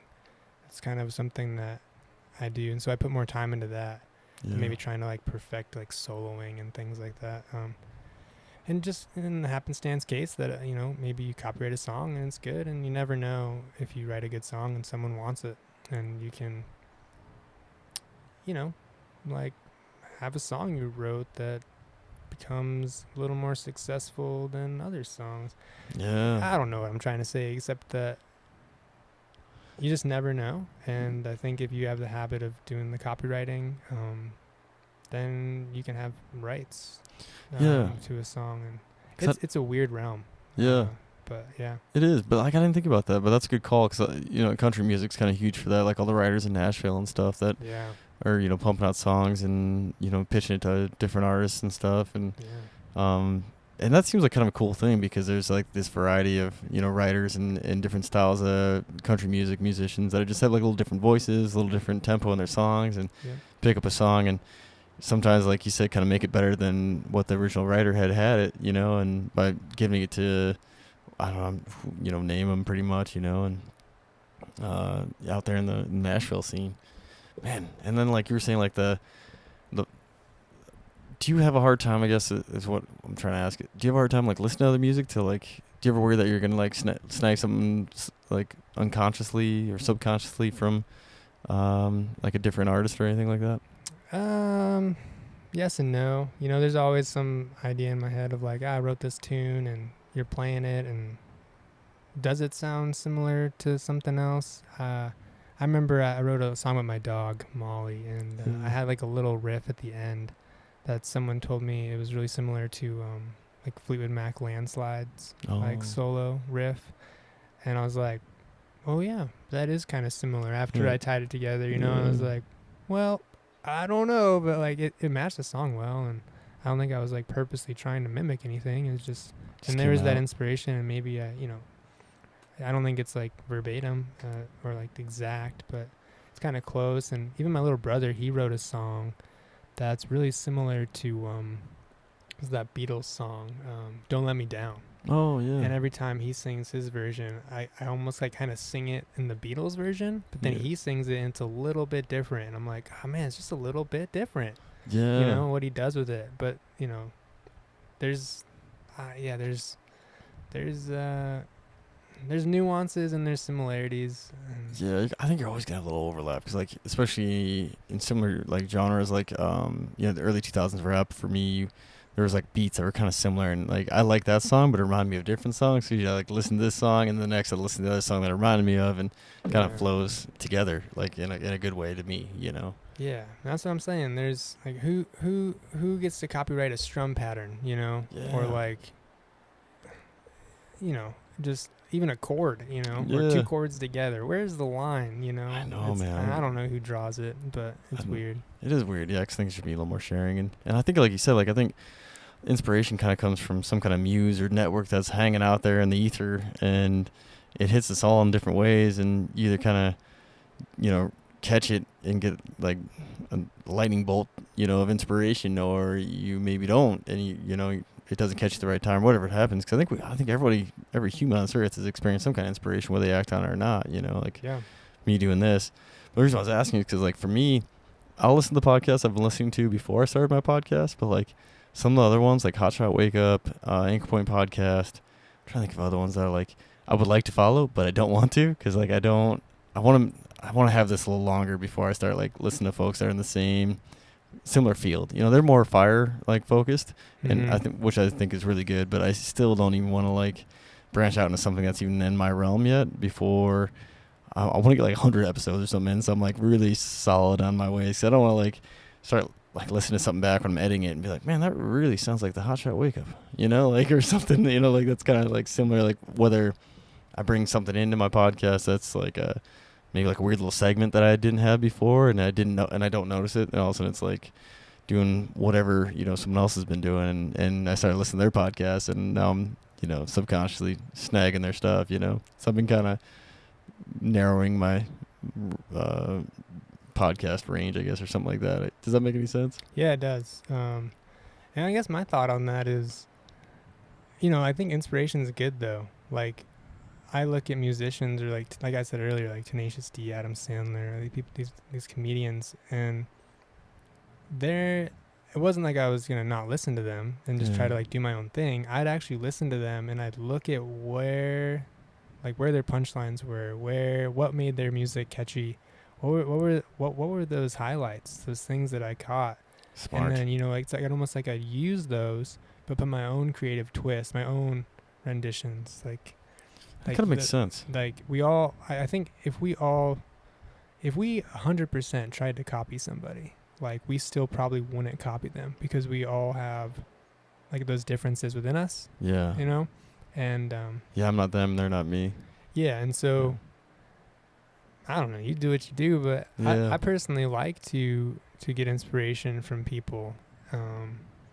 and see what they did, and then use that, but put my own twist on it. Yeah, that's true. And I'm kind of like, I got my Airstream and got, this Yeah. setup, and I don't think it's gonna change that much. I just always worry that I'm just gonna because I really like what they're doing, but I just don't want to snag something from them just on accident. Even I don't know. It's probably, like I said, it's yeah, it's probably not gonna happen, but I just worry about that kind of a little bit. And, Yeah, that's fair. I don't know. Maybe one day. You kind of talked me in a little bit, but I'm still holding out. maybe at my 100th episode, I'll break into the Anchor Point podcast and Hot Shot Wake Up a little bit more. Yeah. But yeah, man, the doing something fun though, man. I think that's so important though. Even work for the Forest Service. I wouldn't be here if it wasn't fun. But back to your travels though. I think. Do you got anything else you want to talk about with the music stuff? I feel like I keep. No, off the top of my head, I mean that other memory came back and kind of relayed with the copywriting and stuff. But I always miss parts of stories and developments. So maybe it'll come back, but I think I'm good for now. Oh yeah. No, because that's why I ask, and I try to kind of go back sometimes. Because even for me, hosting, I'll be like, oh man, I'm gonna test it. A lot of times, it's usually in the editing, or as I'm driving home, I'll be like, oh man, I'm meant to cover this. So I kind of try to drag my feet when I move on to something else. But the travels thing, I mean, when did you start traveling? Were you traveling solo before you got married, or was it once you got married? Traveling was an interesting one for me. I should probably get some water too. Time out. Yeah, take your time. Oh yeah, you got plenty of cord. It's just nice. It's got the slinky cord. Long cord, yeah. Slinky cord. But yeah, I had one of my guests about pull it off one time, and I was like, well, I should do something better. Yeah. Because I had really short cords before. Yeah, and just because I don't know if old Doug is going to be listening to this podcast, but he told me not to make any goofy noises. So this one's for you, Doug. There you go, Doug. Sipping my water. Yeah. That's what he told you? Was he trying to put the pressure on you or something? Guys, I hate that. Oh, that's awesome. Oh, man. I love Doug. I was kind of peer pressuring him to come on, and then I let off, and I was like, just kidding, man. I think he'd be great to have on, and so I think he's going to come on after his wedding stuff, after he gets settled down. Good, yeah. It's funny, though, because, you didn't have it so much, but even a little bit, it seems like when I talk to folks that I think are interesting, they're like, I don't have anything to give. I'm like, no, man, I wouldn't be asking you if I didn't think you were interesting. Everyone's got their own thing that they bring to the table, and, if you were just I don't know. I can't even think of a good example because I think everyone's interesting. But something that was super bland, I don't know what it would be. But I don't know. Everyone's got a story. Everyone, yeah. Maybe if you just sit and watch too much TV or something, you don't have a story. But then if you you might have a story about the TV. Yeah. What you saw. I don't know. Yeah. Maybe know more about facts. Yeah, exactly what I was gonna say. Maybe know more about TVs than me and what makes a good TV these days. Because I know there's all these different kinds now. What happened to 3D TVs? That used to be a thing. Yeah. So yeah, like you said, I mean, I think I could probably find something interesting because I got a curious brain, or maybe it's ADD, maybe it's both. But so your travels, it wasn't how do you get started? Sure, traveling started probably before I was even born. My mom was a big traveler. Oh, and I guess I could tie into this later, but built into I know she liked traveling. She was actually in the Peace Corps in Kenya for 3 years. Oh, wow. I want to say, and I know she did some travel in India and things like that. So I think she had the travel bug a little bit. And growing up, we did some stuff in state, but I was really fortunate, and I did a trip to Costa Rica with my family. I went to France with my dad. He was on a business trip and had a family friend that had a kid my age, and I just hung out with him and that's cool. Did stuff. So kind of a young age. How old were you when you went to Costa Rica? Gosh, I think I was in middle school. Oh, so you got good memories of it then, right? I mean, pretty good. Yeah. Yeah. Did you see toucans? In Costa Rica? Maybe they don't exist there. I can't recall seeing a toucan in Costa Rica, but I was in the Amazon of Peru area and saw some toucan. Really? Yeah. Yeah, I don't know. Macaws and stuff. Yeah. So interesting, I think, all those vibrant birds. Yeah, super cool. Yeah. But yeah, so traveling was always kind of just it was a thing, I wasn't scared to travel a lot. I had a little bit of international travel within me growing up, so I was a little bit used to it. Yeah. And it wasn't I just loved it or anything, but I thought there'd be cool opportunities to go explore. I think the first time I really left the country by myself was when I had the opportunity to go do some research as an undergrad, and doing biology in Ecuador in the cloud forest. Whoa. In a small town. How's it going? It was called Yaniyaku. I wrote a song about it. That was the really? biological research station. It was super cool. That's the name of the bio. Yeah, say it one more time. Yaniyaku. It means black water. Whoa. And I want to say it's Kichwan. But yeah, it was just a cool research station in the cloud forest. And Hey, no worries. What's happening? Oh yeah, we're doing a little podcast right here. How you doing? Oh good. Oh nice. Right on. Yeah, enjoy your evening. The cloud forest. You call it? cloud forest Yeah. in Yaniyaku. And me and my friend, we were in a biology class together, and the professor was like, "Hey, you guys want to go help me do some research, more or less?" I think it was over the summer. Maybe it was the winter. I can't remember exactly when. I think it was summer. But we were like, sure. And basically the ticket was paid for. Oh nice. And food was I think food was covered. We weren't making any money, but it was kind of a free trip to do some research. And we paid for the class credits we got. And I remember they charged you for alcohol. You had to buy like things like that. But Yeah. it was this cool opportunity to just go. And our main mission was to go help pin moths and butterflies that were being collected down there. So we were in the middle of the cloud forest with these big night lights and white sheets, and all these moths and butterflies would just hit the sheet, and then we'd go collect them and put them in these little cups and then freeze them.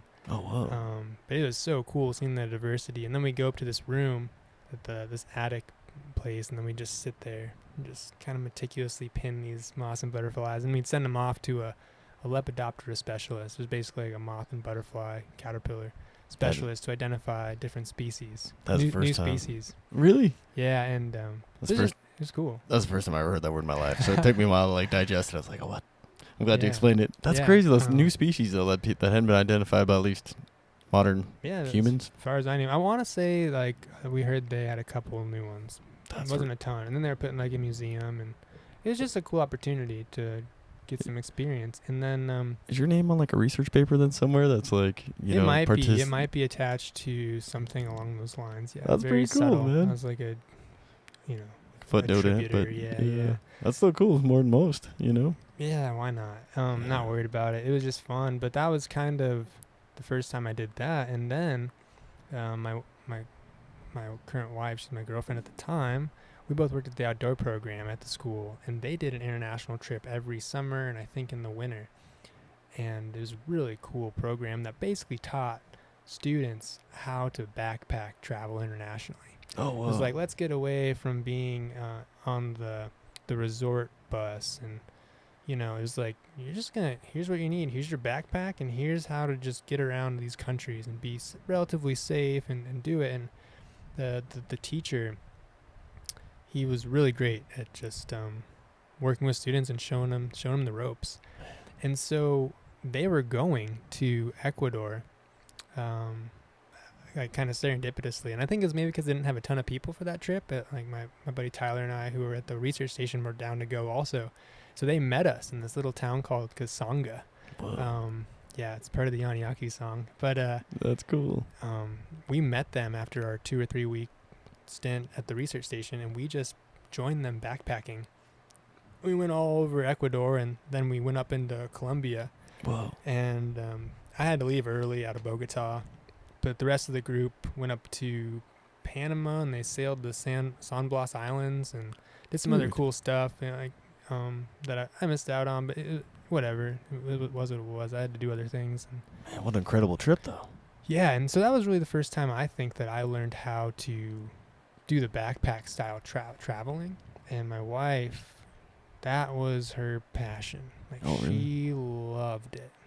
Man. Like, she went with the outdoor program to Brazil, but like right when we first met, like we met, we were like, I was like, wow, I have this beautiful girlfriend, and then she's like, I'm going to Brazil 4 weeks, bye. And I don't know what she did down there. It's all a mystery. Yeah, that's awesome. And so you guys haven't been together that long? Maybe we'll come back and still be together. Oh man, I don't know, she's coming back, but Yeah. Anyway, that was her thing more than my thing, and I still thought international travel was really cool. It's really fun, Yeah. and she always really wrote me into it, I think, and I was always just down to go. Yeah.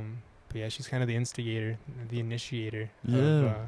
of a lot of the traveling that we do.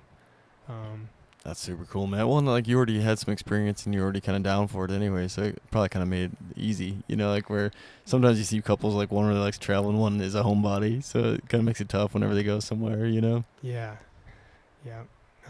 But I think the resort life's okay, and it's like if you just want to go relax poolside somewhere, it's cool, and you have to worry about food. It's all like a lot of the places are all inclusive. You just stay in the resort. But like, man, if I go somewhere, I really want to take in what the country is and the landscape and everything else. So what you guys are doing is more of like what I would be into. I think. Yeah, it's definitely more like an authentic way. It's to see what's going on like locally. The resort life. I've done it. I'm not gonna say it's not fun because I had a great time. Yeah. It's still super fun, but it's a lot different than kind of immersing yourself in the culture. Yeah, I bet, I think man. it comes with some more challenges. Like you're a little bit more prone to get food poisoning. You got to keep your head on your shoulders. Like there are some like riskier things you can do, but if you kind of have an idea of the analogy I use is if you go down the wrong alleyway in Chicago, you're gonna get jumped. Yeah. Bad things are gonna happen, and it's the same thing in the majority of these countries. If you go down the wrong alleyway in Mexico or Peru or South Africa or whatever, same thing. But if you stay in the areas that the locals are and kind of just have a little bit of a knowledge and awareness of your surroundings, gosh, I can't think of any problems that we've ever had. We almost had one issue. It's kind of a funny one, but nothing ever happened. We backpack style. This is how we used to do it. We don't do it quite as much now, but we used to never even have a place to stay. Oh, really? We'd literally just show up on a bus. Like we'd hop on a bus and go to a place and then have our backpacks, and we'd just walk to like different hostels. And we'd walk into the hostel and say, how much? And then they'd be like, this much. And be like, can we see the room? And then they show us the room and be like, okay, cool. Well, we'll come back. And then we'd like go check out another hostel and do the same process. And then be like, which one do you want to stay at? Let's do this one. And then you'd also wheel them and deal them because you'd be like, this one down here is doing $15 a night. Like, you guys, work something out and haggle. So that was the whole process we'd use. And sounds pretty good to me. Yeah, it worked almost all the time. This one time we were in Thailand, and we were going to this island called Koh Tao, and it's like this massive scuba dive island where everyone gets their certs and stuff. But you got to hop on this boat. Probably holds like maybe 150 people or so. And there was a big Indian group of people. It must have been 75% of the boat and the ticket spot. Yeah. And they were super late. And it was on Christmas Eve. And so they left super late because they weren't going to, I don't think, leave without all these people. Yeah. And we got to this island at night, and we had nowhere to stay. And things were like kind of closed down. We don't have like service or anything at the time. You're just kind of there, and it's night. And we went to all these hostels, and they're all closed, or they have no vacancy. And we're like, oh my God, like what are we gonna do? And we almost slept on the beach, but then we went to the scuba dive place that we were gonna get our cert at, and we're like, yeah, we're supposed to maybe do some scuba diving here, and looking for a place to stay. And we went to this bar, and this lady's like, oh, let me call a friend, and she hooked us up, and we got a place to stay. But the funny part of that story is later, like a couple weeks later, I'm doing some like research about islands and Koh Tao in Thailand, and that island is called Murder Island, Thailand. Oh. Yeah, it was like known for people getting like abducted and killed. Yeah, from sleeping on the beach. And I was like, oh, I didn't research that one, like, and we kind of like dodge that bullet maybe, but Jeez. So you gotta just be a little bit aware. But yeah, man, we gotta wrap this thing up. We're about an hour and a half in. Oh, almost. Really? Yeah, so we can wrap this thing up if you want. Yeah, no worries. Yeah, I didn't know if you need to be somewhere. I should have asked you before we started. 7 o'clock. 7 o'clock. Yeah. We can see. I don't know if it's urgent. We could do a quick pause. Yeah, let's do a quick pause. Let's do a quick pause. Yeah. Sing it up real quick. Just makes it easy to find the place. The clapper. Yeah, so best way to do her. But like I said, my bad. I should have started this off with asking if you had any plans this evening, so I can kind of Oh, cater. just dinner. Oh, yeah. I've been the cooking person, just with all the different projects we got going on and stuff. So Yeah. same thing, I think. Yeah. No Murder. plans really. I'm just stuck on Murder Island. Man, it was a Yeah, close one. so I left off at Murder Island, Thailand. We ended up getting our scuba dive certifications there, and everything worked out. But It was beautiful. Besides the super the risk of beautiful. murder. Yeah. Yeah. Cool place. Cool place. Yeah. Thailand in and of itself, the whole thing. The north is very different than the south. Oh, really? And then the middle, like Bangkok, and it's just a whole different dynamic everywhere you go. We did 4 weeks in Thailand. That's cool. And we just kind of went all over and did transportation in ways we never would have thought. Like, we drove up to this area in the north called Pai, and we wanted to get down to this cool white castle, white temple. Oh. And we thought we were going to have to, like, take this, bus down these super windy roads and be like this 8-hour adventure, and kind of would have been a pain. And we just, like, happenstance stumble upon this restaurant that's next to this little boating dock, and they have these cool long tail boats I've never seen before. Yeah. And we're like, where do these boats go? And they're like, they go to this place. And we're like, isn't that the place we want to go? And we're like, yeah. And I was like, how long is the boat ride? And they're like, it's like 2 hours. Oh, This is man. more like as the crow flies, Yeah. It's just direct. We're like, you guys going now? Like, we're leaving pretty much right now if you want to go. And we're just like, let's go. And That's so we cool. just kind of hopped on and ended up at the white temple, that route, So sometimes funny things happen like that. That's cool. How's the White Temple, man? Is it like a Buddha temple or Buddhist? I mean. Yeah, all the temples are different. Oh, really? They have like a white temple and a black temple, and if I want to recall, the white temple was really new and very artistic. I mean, these temples they're incredible. I can't explain them. And pictures don't do them justice because the meticulous workings of like the architecture. Oh, gotcha. They're just like, holy moly, they're so cool. And the inside, I kind of had a modern age. It was almost like a modern temple. Oh. And they had these really interesting like artworks on the walls that like had, modern references like Pikachu and Batman. Oh, really? They're all like doing weird stuff and like, this is wild. You were in Thailand. Yeah, I would not expect It was like that. the modern temple, Yeah. but super cool. And like That's cool. as you're walking over this cool white bridge, there's like this graveyard on all sides of like bones and different skulls, but some of them are of like Wolverine's head. Oh, really? It's hard to explain. It was Like- really wild. Like Wolverine from the comic and Yeah. movies? Oh. Yeah. Oh, whoa. It was all white, Oh, yeah. Huh. Just wild stuff. That's wild, man. That'd be weird because, like, for me, I'm always, like, trying to take in everything all the time. So all of a sudden, I'll be like, what is this going on? What's going on here? Like, I don't know how to feel about this. Yeah, the white temple was very different. The other Yeah. temples were more like kind of, I would say, Buddhist-y, Yeah. kind of had that feel. And a lot of the temples, too, there were religious things going on where people were, like, meditating or doing some kind of thing. Oh, cool. And you're kind of in the background just, like, kind of looking around. So each one was a little bit different. Yeah. God, that had to be odd, huh? Like someone's in meditation or something or prayer. And like, how's it going? Yeah, right. They're like, leave me alone. Like, Yeah, okay. yeah. Were there elephants? I picture elephants everywhere. Are there elephants everywhere, or are they just in one part of the country? No, they were not everywhere, but we did go hang out with some elephants. They have more sanctuaries. I think the elephants were actually kind of becoming threatened. Oh. I think don't quote me, but I want to say people were taking them down for like tusks and ivory and stuff. Oh, the ivory trade, So right? there was a lot of like sanctuaries, and some of the sanctuaries were better than others. And a lot of the sanctuaries made their money off of tourism, people visiting the elephants. So like the really high-end ones took like the best care of the elephants, but you're paying an arm and a leg. And at the time, we didn't have a lot of money, so I think we went with kind of more of a mid-grade one. Oh, gotcha. Where it was cool, and you just got to go hang out with the elephants. You get feeding them bananas, and Oh, really?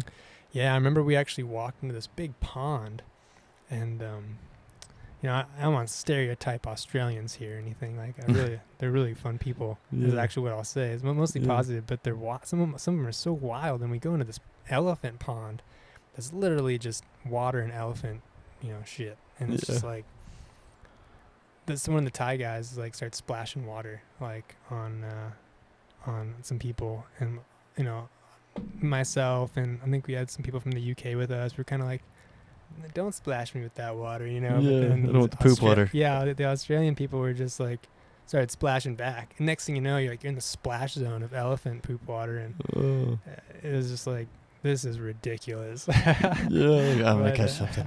yeah, exactly. And I remember talking to this Australian girl on an airplane once, and that was her philosophy. She's like, I just go all out and expect to get some weird bug right away, get it over with, and I do whatever I want, Huh. Yeah. Not a bad philosophy, I Yeah, guess. Because then you're not like, at least you're not gardening away from it, like worried about it the whole time. I try to eat the weirdest thing right away, Just go with it, I guess. Not me, Yeah, I'm worried that thing would kill me. So, yeah.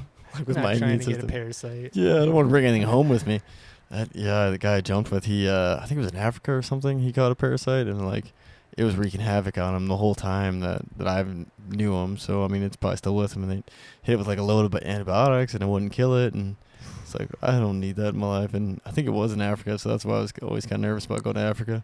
Yeah, Africa is a place where you're like, you got the macro scale of like elephants and lions that they'll take you down. Yeah. And then you got the micro scale of like all these crazy diseases that are mosquito borne and water borne and things like that. And Yeah. it's like everything here probably kill me. But Yeah. here I am, Yeah. Lumber options to die. Yeah. That's what I was thinking about. I was like, ugh. Sure seems like it. But I want to see it though. I think it's worth it though.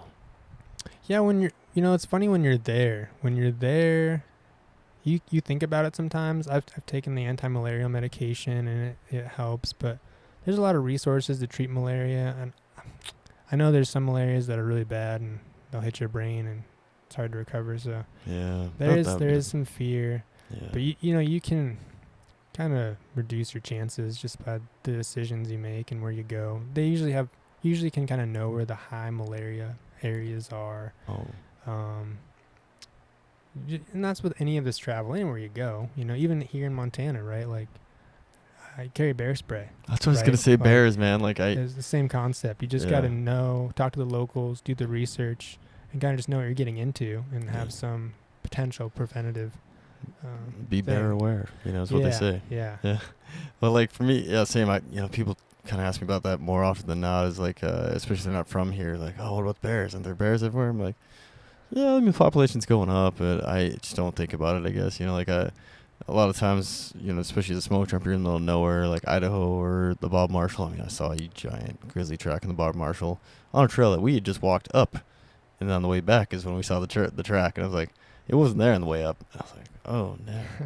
So, I mean, like, that'll, like, kind of push and pause, but then it's like, I don't know, man, I've been out there so much, so I don't think about it too much, but I'm also not just, like, leaving food out, unless, on top of my sleeping bag at night, or, I'm trying to do all the bearware stuff, like the food storage and, keeping your food away from your camp and all the things you can do to prevent it, and, not having a sticky deodorant right next to you or toothpaste, or, they might go after that too, Exactly. And the same concept in Africa. You drink filtered water, you're aware of like the vegetables you're getting, and yeah. I don't eat a lot of salad when I travel internationally. Just because of potential water residue and things like that. Yeah. But you have your immunizations, antimalarials. You wear bug spray. And, we have a pack of like Cipro with us and antibiotics, kind of like a basic med kit, and that's smart, man. You just try to be prepped. Yeah. Just kind of get your defense going, and then just try to have a good time. But the trips always seem to work out. I know people who have gotten like dengue fever. I've gotten pretty sick, like from food poisoning. And I had an instance where actually my antimalarials were like semi-paralyzing me. They caused my like equilibrium to be off within my ears, and I wasn't able to walk without getting nausea. Ooh. So like that was like one of the worst things I've experienced. Where were you? I was in a little island called Rasinga Island in Kenya, actually. Super cool island, and like all of a sudden I couldn't walk. I got to the bathroom. I thought I had food poisoning. I tried to make myself throw up and do all this stuff, but it kept getting worse. And I started reading the side effects of the antimalarial, and it was like, this could be it. And so I stopped taking it for like 2 days, and I started getting better. But I literally couldn't get out of bed. Like I just would like fall over. It was so weird. I made me really appreciate like my ear equilibrium. Yeah, I was gonna say that's like a nightmare scenario for me. Yeah, I was thinking about like people who are like paralyzed, and I was like, I don't know what's gonna happen. And so then it was funny, like then we're like, all right, well, let's take you to a doctor. And so I finally felt good enough to get up, and the next day, like, right after this, they're like, all right, well, are you able to hop on the back of this dirt bike? And I was like, great. Like, I'm already nauseous. Like, here we go. So we just dirt bike on the back of some person's dirt bike to go to the doctor, and we got some doxycycline, and it's just a general antibiotic that also helps fight off malaria. Which I like. Now everywhere I go, I get doxycycline, and I also feel like, it's already an antibiotic so like it makes me feel like I can eat whatever I want. Oh, that's kind of nice. Yeah. I think it's probably incorrect. Yeah. But, maybe it's gonna fight something else. But I like it. I think there's like some sensitivities to sunlight and things associated with that. But get the sunscreen on, and you don't know if there's a little placebo effect with you having the confidence, though, man. So it makes it a little bit more potent. Who knows? Yeah, it's a good thing. Kind of just figure it out as you go. Yeah. Well, shoot, man. I kind of want to wrap this up because I don't want to, I want to keep your family waiting and my family waiting. But, sounds good. I really appreciate you coming on. Definitely want to do a part 2 if you're game. Let's do it. Yeah, and then you social media and stuff you want to blast out there at all? Not a ton, really. I don't do a lot of social media. And I guess I've never really advertised a lot of my music. I don't know why. I think that there's like some hesitancy to just... It's not... I don't know how to explain it. Is it... it's... I mean, we can shout it out, like it's up to you, man. You don't have to. I mean, it's not a big deal. I think the best one though, the newest stuff is like the GIS song. That one's like pretty fun, and there's like a video with it. I'd love if I can make more music videos. I think things would be good. But yeah, that one's really good. I want to just check out some goofy material. The band I was in a long time ago was Sherpa, like the mountain climbers. Yeah, you can find them on Spotify. Our album name was Tasty Waves. Tasty Waves. It's kind of a fun. We had a really good lead vocalist at the time that really brought our, really up the level of the music, I think. But that's kind of a fun one. And then my concept album that was like self-made it's called The Story of Elijah Man. Oh, really? Under the artist name Elijah Man, and it's just a goofy little concept album. I like it though. A little story, and it's kind of fun, kind of cool. Pretty goofy. Does it have the Cloud Forest? Yeah, Yoniyaki's on there. Yeah. And it's kind of an acoustic version. I would love to redo Yoniyaki with some extra instruments. But yeah, it's on there. That's cool, man. My little brother actually did a duet with me on that one. Really? Yeah. That's super cool, we did some harmonies together, and he played some solos on the guitar. Oh, that's super cool, man. Super fun. And then most recently, I was over one of the holidays. I got together with my dad and my little brother and brought the studio to Colorado. And we recorded 3 original songs. Really? And made a little what's it called? Like a 3-song EP almost. I don't think the definition of EP is quite there, but it's like a little 3-song album. Oh, cool. Just 3 originals. Kind of fun. One's called Kilotoa Crater, and it's like the adventures to this cool crater that's like Crater Lake in Ecuador. Oh. The other song is a song called Einstein, which is about a tomato worm that I found in the garden and brought to the classroom I was teaching, and we named him Einstein. I was a math teacher. Oh, gotcha. Yeah, and then the 3rd song is called Old Man JB, and it's like this goofy reference to my little brother. I call him JB, even though his name's Gabe. He calls me Elijah Waby, and, sibling jokes. Yeah, that's cool.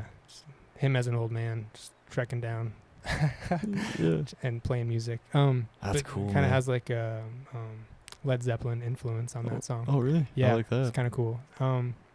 I think that's it. I like the variety you guys have, and I just got one question about that. Like with the family, does it flow? Like does the music kind of flow a little better? Like you guys really know each other. You guys kind of have been playing a while, kind of together, but not really together. If that makes any sense, because you guys were growing up together. Yeah, it's kind of funny that my dad, my little brother, and I, we actually formed this like mini band. Like when I was living in Hepburn, Oregon, I didn't have a lot to do, and I just started playing a lot of covers and learning material, and then I could play live, and then my dad started playing and my little brother started playing, and we just get together and play, and next thing you know, we can all cover all these songs and have some originals and play, and we get together every now and then, actually play a couple shows. Oh, really? Kind of small, yeah. And that's cool, man. Super cool. So when we get together, more or less, I think Gabe, my little brother, and I, we're like the songwriters, and we just kind of make these goofy songs, or we play covers that we know. And then, if he writes a song, I'll kind of tag along. And if I write the song, he tags along, whether it's like bass or mando. And then my dad, he mostly does kind of fills. Oh. Like he's a really good fiddle player and a good mando player, and he can sing harmonies. And so he kind of just comes in and joins in on the fun. That's awesome. Kind of And, glue almost. And Yeah, adds a so little each to it. person does their own little thing, Yeah. and it makes it really cool. That's super cool, man. I like the idea of family, man. I mean, that's like some of the biggest things I really like. I mean, like music, outdoors, family, like the big staples in my life, you know. And so that kind of like warms my heart hearing that story, man. Oh, it's cool. Yeah, it is unique. It is fun to jam. But, you know, I think it's like anything with family, you know. You just, whether it's music or just getting out together and kind of just finding the things you like to do together. Yeah. It's all pretty similar. Just hanging out, doing fun things. Yeah. I guess that goes back to the same kind of topic, you know, what's fun, right? Yeah, And like, what's fun for as many people as you can make it fun for. Yeah. And then you just send it.